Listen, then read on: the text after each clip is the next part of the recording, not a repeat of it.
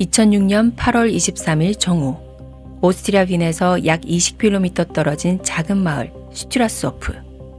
한 노인의 정원에 창백한 얼굴에 허름한 옷차림, 심지어 맨발의 한 소녀가 뛰어들어왔습니다. 노인은 불쑥 나타난 소녀를 경계했지만 소녀는 다급하게 입을 열었습니다. 저 나타샤 캄부시예요. 저 납치됐다가 방금 도망쳐 나왔어요.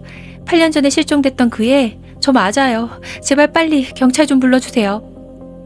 이 한마디는 평화롭던 마을을 순식간에 충격에 빠뜨렸습니다. 그녀가 자신의 이름을 망설임 없이 밝힌 이유는 8년 전 자신의 실종이 오스트리아 전역을 뒤흔든 대형 사건이었음을 알고 있었기 때문입니다. 수많은 언론이 이 사건을 다루었고 경찰은 엄청난 인력을 투입했으며 사람들은 희망을 놓지 않았습니다. 하지만 시간이 흐르면서 심지어 그녀의 부모님조차 딸이 더는 이 세상에 없을 거라는 잔인한 현실을 받아들이기 시작했습니다. 그런데 바로 그 소녀, 나타샤 캄부시가 8년 만에 아무런 예고도 없이 다시 세상에 나타난 것입니다. 오늘 미지의 미스터리 수첩에서는 3096일이라는 긴 시간 동안 세상과 완벽히 단절된 채 살아야 했던 한 소녀에 대한 기록을 찾아갑니다. 하지만 이 이야기는 단순히 돌아온 소녀에 대한 것이 아닙니다. 그녀를 맞이한 세상의 잔인한 시선에 대한 이야기이기도 합니다. 오스트리아 최대의 미스터리, 사라진 소녀. 노인의 정원에 뛰어들기 전까지 나타샤는 8년이라는 시간 동안 완벽하게 세상에서 사라져 있었습니다.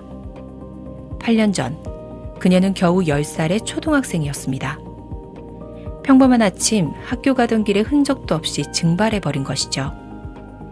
당시 언론은 이 사건을 오스트리아 현대사상 가장 미스터리한 실종 사건이라고 불렀습니다. 과연 그날 아침 무슨 일이 있었던 걸까요? 누가 왜 그녀를 납치했으며 8년이라는 끔찍한 시간 동안 그녀는 어떻게 살아 돌아올 수 있었을까요? 시간을 8년 전 사건 발생일로 되돌려 보겠습니다. 1998년 3월 2일 월요일, 나타샤는 아버지와 함께 헝가리 여행을 마치고 오스트리아의 어머니 집으로 돌아온 참이었습니다. 나타샤의 부모님은 정식으로 결혼한 적이 없었고 그녀가 4살 때 별거를 시작했습니다. 나타샤는 두 집을 오가며 불안정한 유년기를 보냈죠.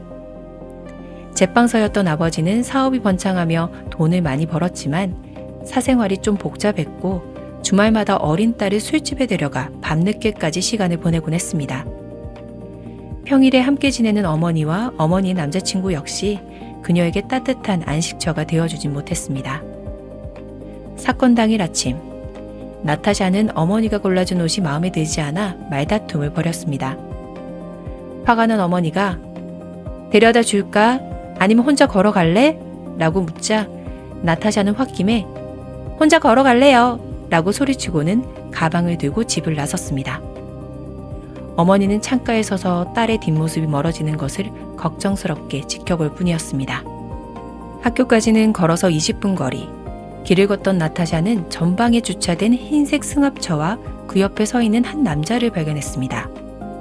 불길한 예감에 길을 돌아갈까 잠시 망설였지만 이내 용기를 내어 앞으로 걸어갔습니다. 하지만 그녀가 남자 옆을 스쳐 지나가는 순간 남자는 그녀를 거칠게 잡아 끌어 차 안으로 던져 넣었습니다. 그날 오후 딸이 집에 돌아오지 않자 나타샤의 어머니는 학교와 친구들에게 연락을 취했고 딸이 등교하지 않았다는 사실을 알게 된 후 즉시 경찰에 신고했습니다. 방송국에서는 나타샤의 실종 소식을 긴급 뉴스로 내보냈고 10살 소녀의 실종 사건은 순식간에 오스트리아 전역의 최대 관심사가 되었습니다. 경찰은 오스트리아 역사상 최대 규모의 수색 작전을 펼쳤습니다. 하지만 수사는 좀처럼 진척이 없었죠. 그러다 2주 후 경찰은 사건 당일 한 12세 소녀가 했던 목격 진술을 다시 주목하게 됩니다. 그 소녀는 키 145cm 정도의 빨간 옷을 입은 여자아이가 흰색 승합차에 강제로 태워지는 것을 봤다고 말했는데 이는 나타샤의 인상착의와 정확히 일치했습니다. 그제야 경찰은 전국의 모든 흰색 승합차를 대상으로 대대적인 조사를 시작했습니다. 그 과정에서 경찰은 차량 등록 정보를 토대로 한 남성의 집을 방문했습니다. 그의 이름은 볼프강 프리클로필. 35세의 미혼 남성이었죠. 그는 지멘스에서 통신기술자로 일했던 경력이 있었습니다. 프리크로필은 경찰의 방문에 매우 협조적인 태도를 보이며 사건 당일에는 하루 종일 집에 있었다고 진술했습니다. 그의 알리바이를 증명해줄 사람은 없었지만 번듯한 직업에 전과도 없고 무엇보다 너무나 차분하고 태연한 그의 모습에 경찰은 별다른 의심을 품지 않았죠. 그들은 사진을 찍고 서류를 작성한 뒤 그 집을 떠났습니다. 하지만 바로 그 집, 경찰이 직접 발을 들였던 바로 그 집의 지하에서 10살의 나타샤는 생애 가장 길고 어두운 악몽을 겪고 있었습니다. 3096일의 감금, 빛이 사라진 지하 밀실. 나타샤를 납치한 범인은 바로 볼프강 프리클로필이었습니다. 차 안에서 납치 사실을 깨달은 나타샤는 평소 범죄 드라마를 즐겨보던 기억을 떠올리며 침착하게 범인에게 말을 걸기 시작했습니다. 신발 사이즈가 몇이에요?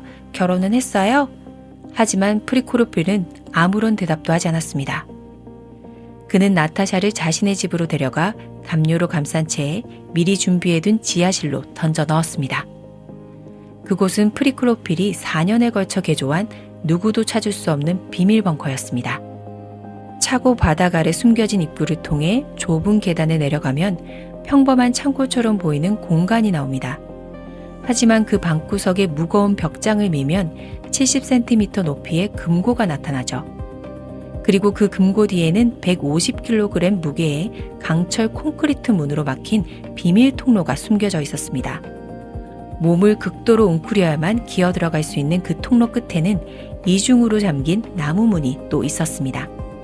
그 문 너머에 나타샤가 갇힐 진짜 밀실이 있었습니다.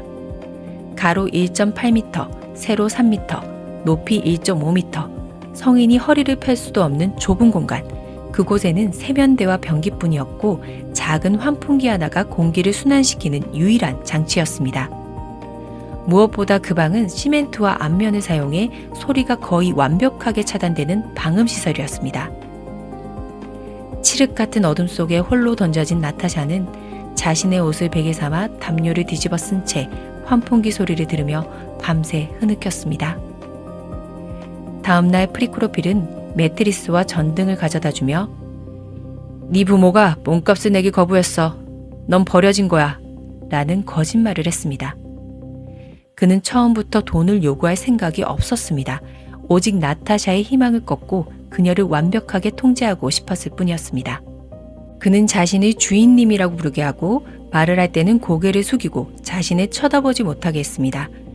조명을 마음대로 껐다 켰다 하며 낮과 밤을 통제했고 나타샤가 조금이라도 반항하면 며칠씩 불을 끄고 어둠 속에 가뒀습니다. 음식 또한 통제의 수단이었습니다. 그는 매일 나타샤의 체중을 재며 식사량을 조절했고 때로는 며칠씩 굶기기도 했습니다. 하지만 나타샤는 무너지지 않았습니다. 그녀는 마른 빵 한 조각을 최대한 오래 씹어 삼키며 버텼고 프리크로필에게 순종적인 태도를 보여 책이나 장난감을 얻어냈습니다. 혼자 있을 때는 좁은 공간을 계속 걷거나 학교에서 배운 시를 외우고 여러 인물을 연기하며 스스로와 대화했습니다. 그녀가 납치될 때 입었던 원피스는 구출되는 날 다시 입겠다는 희망의 상징으로 늘 가장 잘 보이는 곳에 놓아두었습니다. 가해자의 뒤틀린 욕망과 소녀의 저항. 그렇다면 프리크로필은 대체 왜 나타샤를 납치했을까요? 그는 나타샤 가족과 아무런 원한 관계가 없는 일면식도 없는 사이였습니다. 모든 원인은 그의 불행했던 성장 과정에 있었습니다. 프리크로필은 엔지니어 아버지와 교사 어머니 밑에서 자란 외아들이었습니다.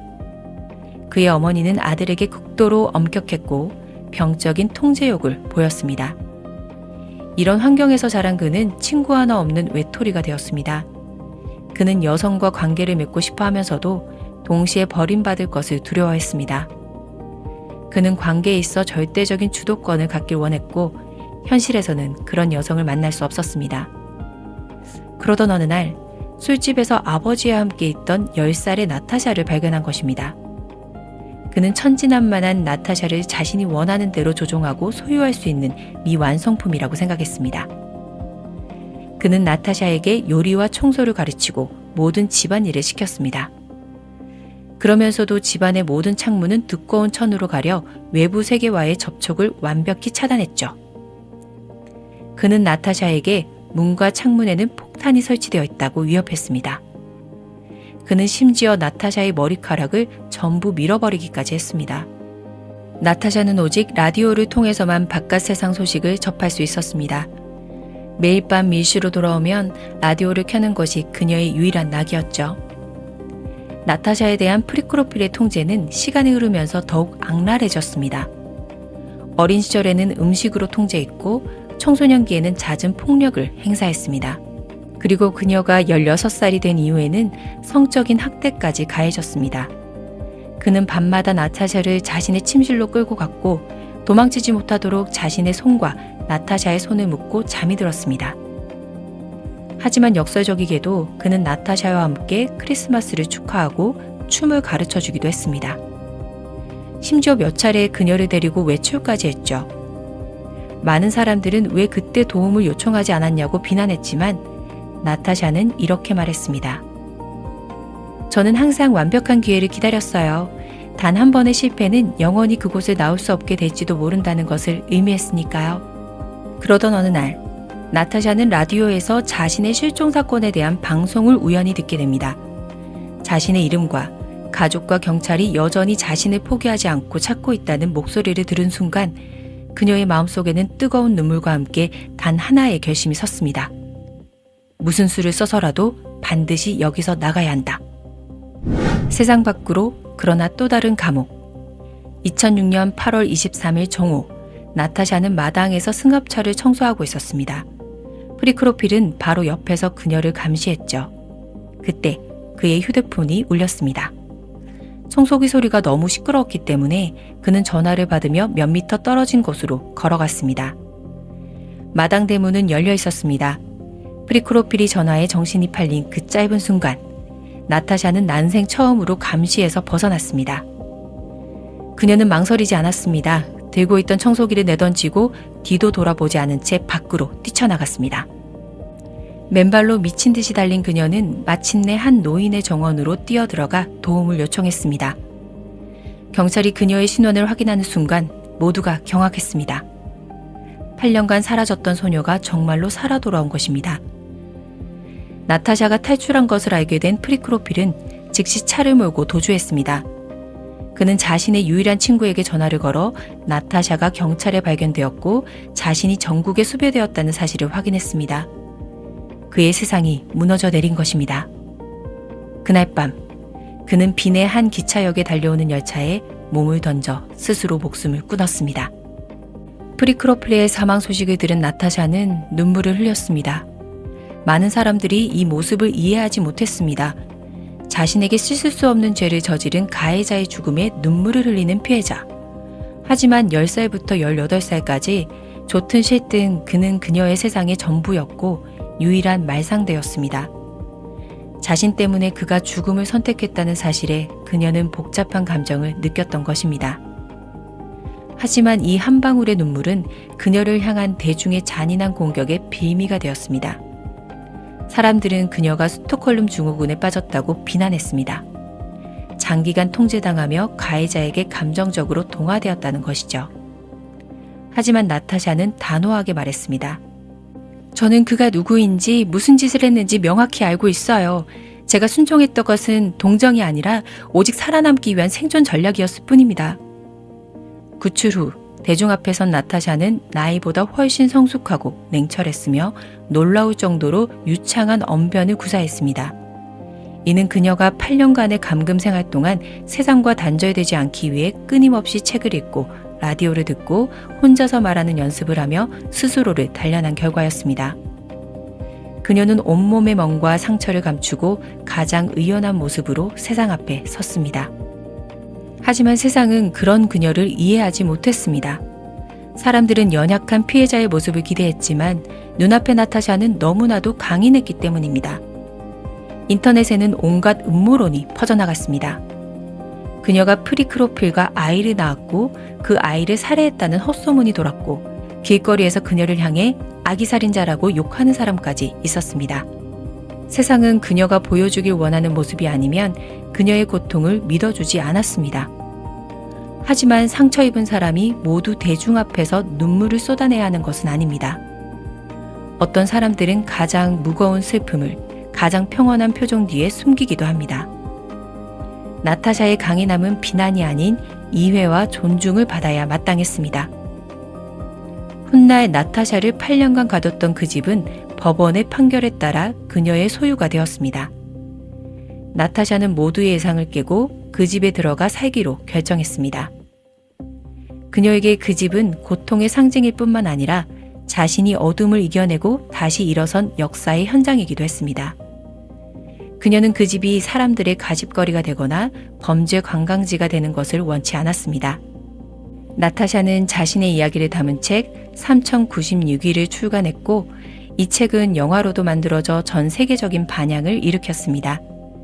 그녀는 이제 자신과 같은 범죄 피해자들의 목소리를 대변하며 그들이 겪는 트라우마와 고통을 세상에 알리는 활동가가 되었습니다. 아무리 깊은 어둠 속에 갇혀 있더라도 그녀는 스스로 빛을 내는 법을 잊지 않았습니다. 우리 모두가 나타샤와 같이 어떤 어려움 속에서도 자신을 잃지 않는 용기를 가질 수 있기를 바랍니다. 오늘 미지의 미스터리 수첩은 여기까지입니다. 제 영상이 마음에 드셨다면 좋아요와 구독, 댓글 부탁드립니다. 다음 시간에 뵐게요.